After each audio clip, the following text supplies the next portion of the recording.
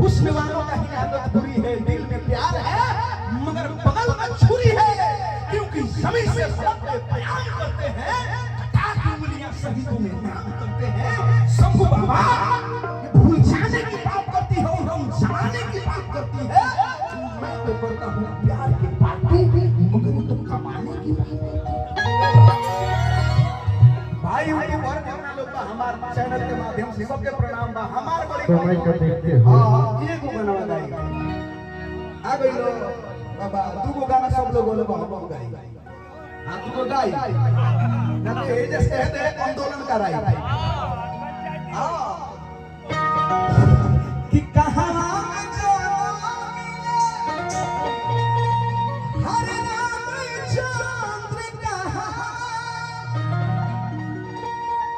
भैया की तरफ से भोजपुरी के जी भी कलाकार बस सबके प्यार दुलार दे यही से भाई सरस्वती के रवा लागो जे मुखिया बनी अरे मुखिया बनी तो केतना लोग दुखिया दिए ये मुस्मतिया के फर्क है पैसा की लगो भाई बाबा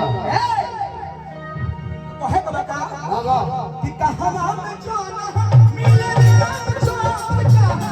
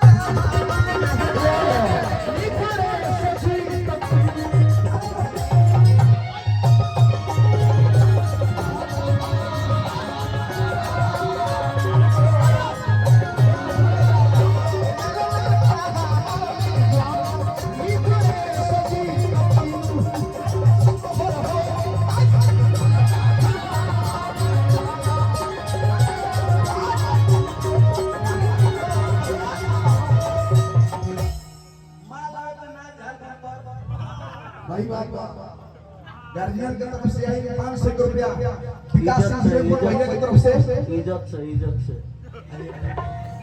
अच्छा रोवा के ना पानी झलो ये बड़ी छोट भाई होते बा रोवा अपने देह को मत ले। अरे दादा रोवा हमार गार्जियन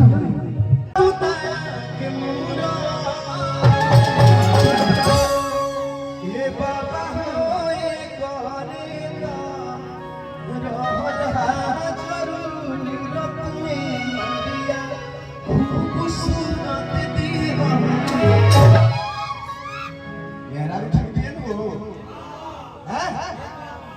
ये बाबा हो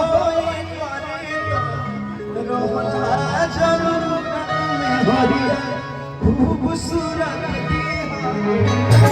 लेकिन जब ना चीज में आई बनी जा तो लोग ना कहे कि हंसलो के बियाह में खुद भी गीत गा रहल बड़े बे सोहर होए के चाहिए आ सोहर पर मोहर हो चाहिए करू बाबा कहे के बका कि कहां में जाना मिले राम चंद्र कहां कौन भैया जी तो कहां कौन भैया जन्म है। देखिए हमारा औकात ना रहे खड़ा हो के उस सब के बीच में हम खड़ा बने। हमारे गार्जियन सुभाष शर्मा जी, शंभू बाबा, करुण बाबा, डुमरसन के हस्ती एगो छोटा भाई हमारा रिशु आया है वो भी गाएगा, परंतु मैं थोड़ा सा धर्म संकट में हूँ। छोटे भाई है बेटे, आप उस व्यक्ति के साथ हो। आपको हेलो आप उस व्यक्ति के साथ हो कि वो जो किसके साथ है उसका तो प्यार हुआ ही जय जयकार होगा। सब्र करो शंभू बाबा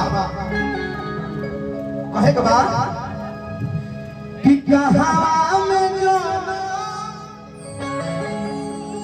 एक नोट और बढ़ाइए वाह एक और बाबा